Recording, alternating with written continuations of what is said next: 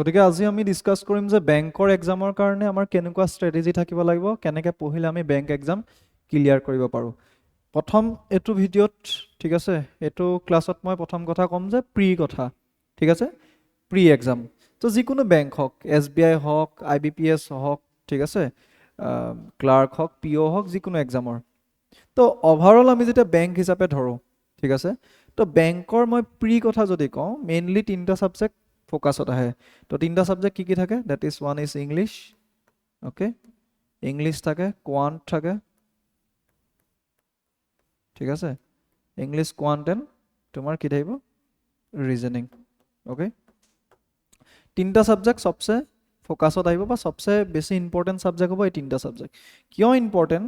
যদি আমি প্ৰি কথা কওঁ তেতিয়া কি হয়, ইয়াৰ পৰা আহে 35 মাৰ্কছ, হয়নে? ইয়াৰ পৰা আহে 35 মাৰ্কছ আৰু ইয়াতে আহে 30 মাৰ্কছ। তো টোটেল 100 মাৰ্কছ আহে, আমি সকলোৱে জানো এইটো কথা। এতিয়া কথাটো হ'ল যে এইকেইটা ছাবজেক্ট স্পেচিফিকলি ইংলিছ, কোৱান্টছ, ৰিজনিং, ইয়াৰ কাৰণে আমি কি ষ্ট্ৰেটেজি কৰিম যে কেনেকৈ আমি পাছ কৰিম, ঠিক আছে। আজি গোটেইখিনি ডিছকাছ সেইটোৱে কৰিম, অ'কে, গোটেইখিনি কথা সেইটোতে ওপৰতে ডিছকাছ কৰিম। এতিয়া কথা হ'ল যেতিয়া আমি এই তিনিটা এক্সামৰ কথা, এই তিনিটা বিষয়ৰ কথা ক'ম, ঠিক আছে। এতিয়া এটা এটাকৈ চাওঁ প্ৰত্যেকটো বিষয়। তো সবচে ইম্পৰ্টেণ্ট, যেতিয়া আমি ইম্পৰ্টেণ্ট বুলি ক'ম, প্ৰথম আমি কোনটো ছাবজেক্টত ফ'কাছ কৰিম বা কেনেকৈ পঢ়িম, প্ৰথম সেই বিষয়টো চাওঁ। প্ৰথম কথা চাওঁ আমি মেথছ বা কোৱান্টছৰ কথা। মই মেথছ বুলি লিখিছোঁ, অ'কে, মেথছ বুলি ক'লে সকলোৱে সুবিধা হয়, কোৱান্টছ বুলি লিখাতকৈ মই মেথছ বুলি লিখিছোঁ। এতিয়া চাওঁ, maths is a important subject. প্ৰথম কথা কি হয়, আমাৰ মেক্সিমাম মানুহৰে উইকনেছ আছে মেথছত, ঠিক আছে। তো মেথছৰ কাৰণে প্ৰিপেৰেশ্যন এনেকুৱা যে প্ৰথম ক্লিয়াৰ কৰিব লাগিব কনচেপ্ট, প্ৰথম ক্লিয়াৰ কৰা কনচেপ্ট, ঠিক আছে, কনচেপ্ট ক্লিয়াৰ কৰা, অ'কে, কনচেপ্ট ক্লিয়াৰ কৰা। ছেকেণ্ড কি দিব লাগিব? কুৱেশ্যন ছল্ভ কৰিব লাগিব। ইয়াৰ কাৰণে কনচেপ্ট ক্লিয়াৰ কৰা আৰু কুৱেশ্যন ছল্ভ কৰা, ঠিক আছে। Concept clear then question solve, okay, এই দুটাটো হ'ল।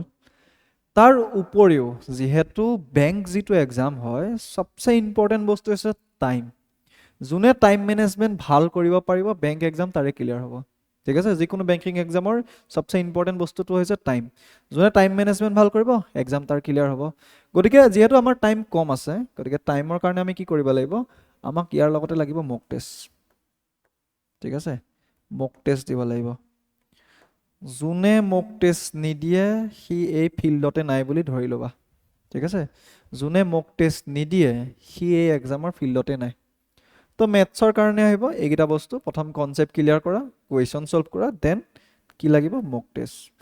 তো মক টেষ্ট দিয়াৰ লগে লগে কি হ'ব? টাইম মেনেজমেণ্টটো তোমাৰ ইম্প্ৰুভ হৈ যাব, ঠিক আছে। And don't follow' books, okay. মানুহে মক টেষ্ট নিদি কি কৰে? বুক ফ'ল' কৰে। মই কওঁ বুক ফ'ল' নকৰিবা। যিহেতু তুমি 20 মিনিটছত 35 কুৱেশ্যনছ কৰিব লাগিব, বুকত কৰাৰ লগে লগে যিহেতু আমি টাইমটো গম নাপাওঁ যে কিমান মিনিটত মই কৰিছোঁ, গম নাপাওঁ। গতিকে প্ৰিফাৰ তাতকৈ কি হয়? মক টেষ্ট দিয়া। কাৰণ মকত কি হয়? টাইম মেনেজমেণ্টটো তোমাক শিকাব যে কোনটো টাইমত মই কোনটো কুৱেশ্যনৰ কাৰণে কোনটো টাইম দিছোঁ। গতিকে সেইটোৱে তোমাক ইম্প্ৰুভ কৰিব, ঠিক আছে, টাইম মেনেজমেণ্ট ইম্প্ৰুভ কৰিব। গতিকে কিতাপ প্ৰথম অৱস্থাত চোৱা, ন' ডাউট কিতাপত আমি কুৱেশ্যনছ কৰিব লাগিব।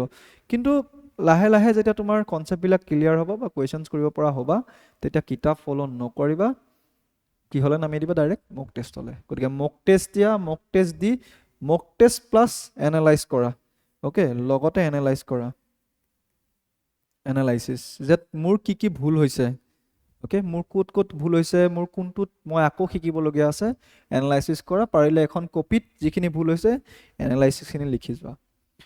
এইটো কৰিব লাগিব মেথছৰ কাৰণে।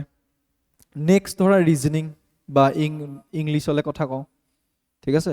নেক্সট ৰিজনিং বা ইংলিছ, অ'কে। এতিয়া মই ইংলিছৰ কথা কৈছোঁ। এতিয়া ইংলিছৰ যদি কথা কওঁ, তুমি এটা কথা জানা যে বেংক এক্সামত ইংলিছৰ সবচে ইম্পৰ্টেণ্ট বস্তু হৈছে ৰিডিং পৰ্চন, হয়নে? ৰিডিং পৰ্চনৰ পৰা সবচে বেছি কুৱেশ্যনছ আহে। গ্ৰামাৰ কম আহে, কম গ্ৰামাৰ আহে, বাট ৰিডিঙৰ পৰা কুৱেশ্যনছ বেছি আহে।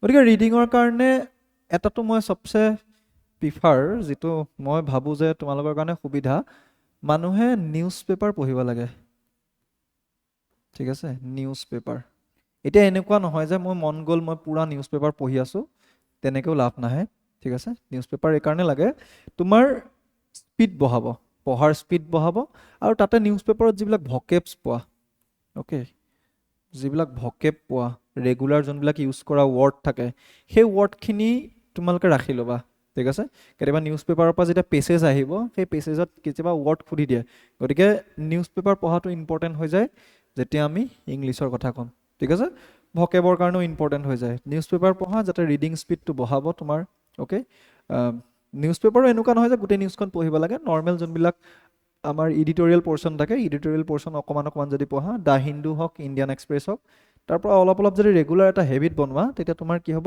ৰিডিং স্পীড বঢ়াব ঠিক আছে এণ্ড লগত থাকিব তোমাৰ গ্ৰামাৰ অ'কে গ্ৰামাৰ লাগিব